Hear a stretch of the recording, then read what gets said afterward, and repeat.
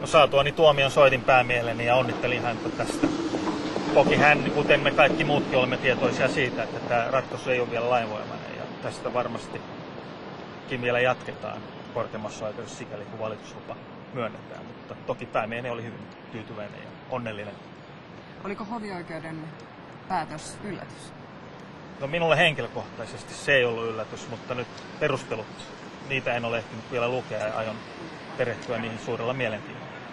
Miten näette tämän hovioikeuden päätöksen vaikutuksen ihan yleisesti?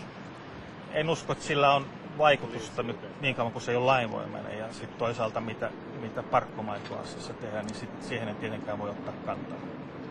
Oletteko valmis vielä korkeimpaan oikeuteen?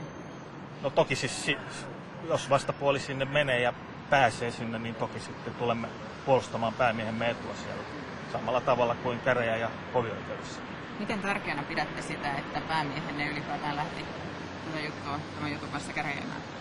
Kyllä mä oon hänelle henkilökohtaisesti niin kuin ilmaissut sen, että hyvin rohkea teko lähteä yksin ajamaan tällaista juttua. Kuitenkin tässä on kuluriski, eli hävinnyt maksaa voittaneen oikeudenkäyntikulut. Että hieno asia, että joku lähtee.